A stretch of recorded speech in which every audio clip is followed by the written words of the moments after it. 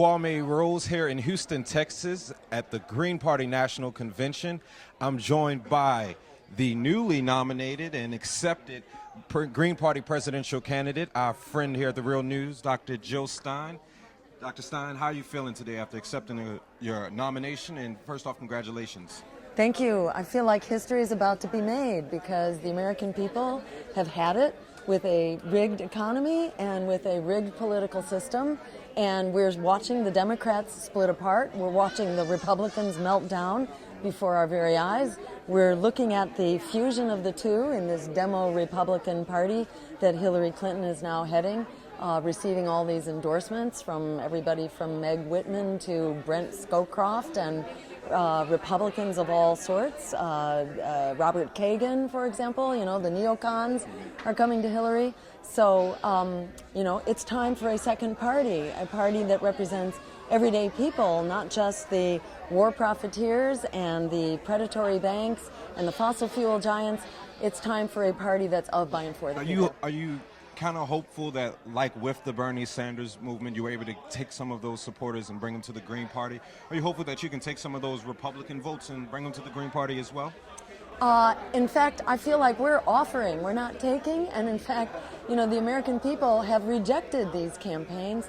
Even the majority of Hillary's supporters actually don't support Hillary, they just don't like their other choice of Donald, and the majority of Donald's supporters actually don't really support him, they just don't like their other choice of Hillary. So people are begging for other options, and what we're doing is giving the American people choices. We're supposed to have choices in this democracy. We're not supposed to have to just vote against what we fear.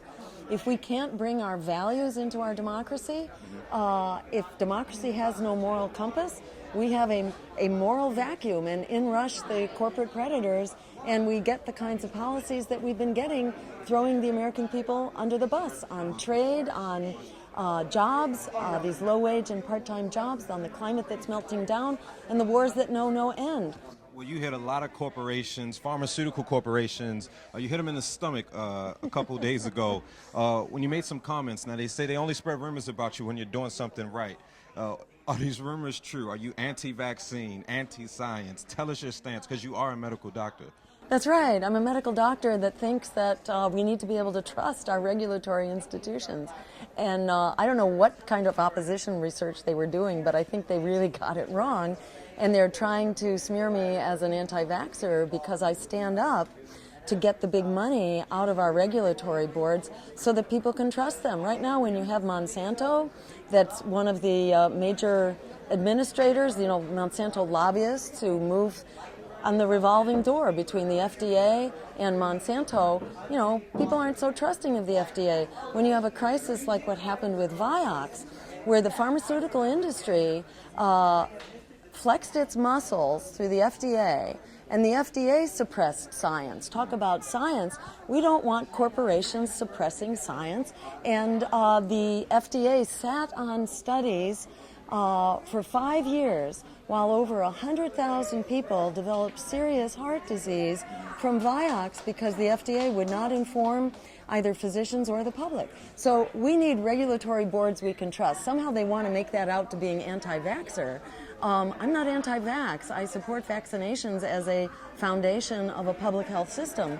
But there are difficult value judgments, judgment calls that have to be made when you weigh risks and benefits on any medication. So any medication requires a regulatory board that consumers can trust. Well, I hate to keep talking about the negatives that have been out this week, but right now there are some Hillary Clinton supporters and a couple even of her staffers that are floating around this picture of you in Russia a couple of years ago at a dinner with Putin. Can you talk to us a little bit more about that trip, why you were there, and what your conversations were with the Russian president? Great. I was actually in Russia, in Moscow, for a conference, and I participated in a panel of foreign dignitaries, politicians of various sorts. And my contribution to that panel was to tell Putin and everybody else that it was time for a peace initiative in the Middle East, that we needed to stop the war in Syria, we needed to stop the bombing, we needed a weapons embargo, and to freeze the funding of those countries that continue to fund terrorism.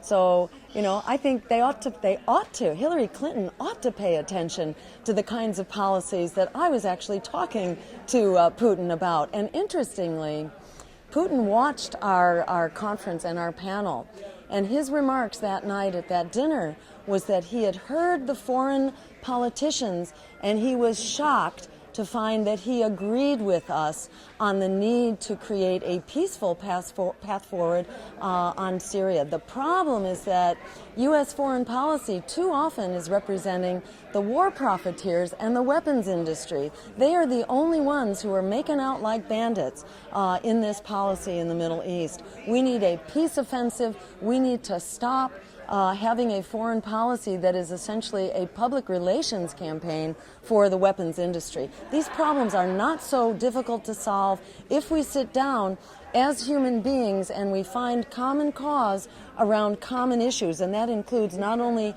terrorism, global terrorism, which is also a grave threat to Russia, but it also means climate catastrophe, and nuclear weapons. Those are the three issues I would like to sit down and move forward with on Russia. Unfortunately, Hillary Clinton has been very busy just provoking Russia and not moving forward towards a dialogue and solutions that serve us all. Well, thank you, Dr. Stein. Just lastly, I want to end it on a good note. Any chance of a rock band reunion if this candidacy doesn't work out? We'll see. I'd say, look forward to a really rousing rock band party at our victory celebration in the White House. And come on down, let's make some music. All right, here with the now confirmed Green Party presidential candidate, Dr. Joe Stein. Always lovely to talk to you, and thank you for joining us on The Real News. Thank you so much, Kwame. Thank you all for joining us as well.